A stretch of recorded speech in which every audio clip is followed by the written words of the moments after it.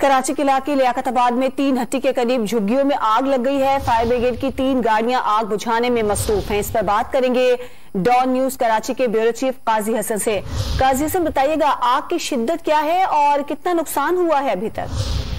जी बिल्कुल, ये सुबह सवेरे ही आग लगने की इत्तला मिली थी। लियाकताबाद में 3 हट्टी की झुग्गियां हैं जो पुल के नीचे आग लगने की इत्तला मिलती ही फायर ब्रिगेड की गाड़ियां पहुंच गई। उन्होंने मौके पे पहुंच के अभी जो फायर ब्रिगेड के अमले का कहना है कि उन्होंने आग पे काबू पा लिया है, जबकि रेस्क्यू पुलिस और रेंजर जो है फौरी तौर पे मौके पे पहुंच गई थी और रेस्क्यू का अमला अपनी कार्रवाइयां जारी कर रहा है और नुकसान का अंदाजा लगा रहा है। लेकिन आग की शिद्दत फैलने से पहले ही उन्होंने फायर ब्रिगेड में आग बुझा दी, लेकिन उसके दौरान ही कई सैकड़ों झुग्गियां जो है वो जल के खाकसर हो गई। बहुत शुक्रिया आपका काजी हसन।